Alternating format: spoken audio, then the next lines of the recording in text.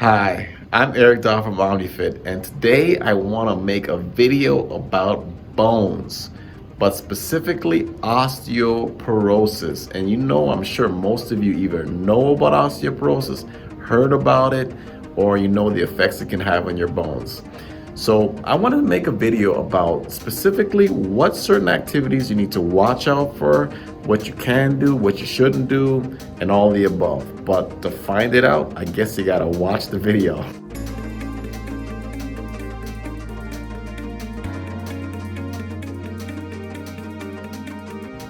So before we start in regards to what you should or shouldn't do, we first got to recognize that there's certain positions or certain movements that are not the greatest if you have osteoporosis. So number one, we're going to start with forward flexion. So we know forward flexion mainly means bending forward. So here's an example of forward flexion. Picking up a box, highlight how their back bends, and in this next example of gardening, but also notice how this person's back bends. So when I mentioned their back bending, this position in particular is not good for forward flexion and bending when it comes to osteoporosis. So what do? Well, it's great that you asked because I have a great example right here. If you pay attention to the example on the right, this is how it should look when you try to squat. So you can see my knee bending and my hips are being pushed back. But most importantly, you can also notice my upper body is still able to stay upright as I'm going down. So whether you pick up a box or you're gardening or doing anything that requires you to pick something up, this is how your upper body should look. And it actually restricts or reduces how much forward flexion you're going to get. Next, we move on to rotation. And rotation is basically twisting through your spinal column, primarily through your thoracic spine, which isn't always great if you have osteoporosis. So I shot a video a while ago when I did a little piece about golf and osteoporosis with Faye.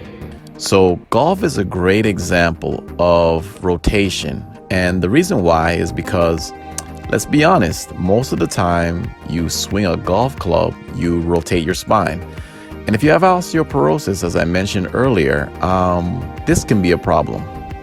One thing I noticed immediately with Faye is she was actually somebody who has osteoporosis, and she's learned to modify her swing so she can reduce the amount of rotation each time.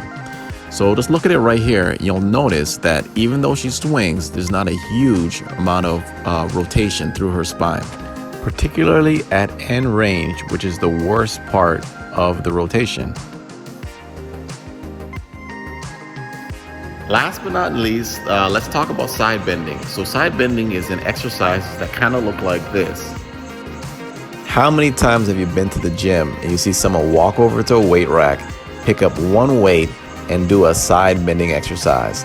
This is another example. Now that we know that there's certain exercises we probably don't need to do as much, or you can just probably limit how much you do them, here are my favorite posterior chain exercises. And what I mean by posterior chain are the muscles or the parts of your body down the back side of your body, not the front, the back side.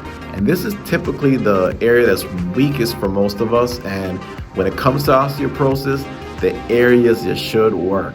If you can get on all fours, try a bird dog. This is a great exercise. It works your core, but also the thing it really works is their glutes and your rear shoulders. So the setup for this position is hands under shoulders, knees under hips, and at the same time, try to extend fully the opposite arm and leg. If you can hold this position for like maybe 20 or 30 seconds, it's a great osteoporosis type exercise. I actually made this video a while ago, and this is where I had you take a band. It could be a TheraBand, it could be a band like I have with handles on it, and basically just put it around a pole or anything that you can wrap it around and pull, as you can see I'm doing right here, and squeeze your shoulder blades together at the final point of the movement. Great for posture just in general, which we know is really good for osteoporosis. But then the last exercise is a face pull. And again, with the band around the pole, pull the band high and wide with your elbows up. You're gonna really work those rear and back shoulders again. So I have a bonus exercise. Let's go back to the course with Faye, and it's the standing cobra.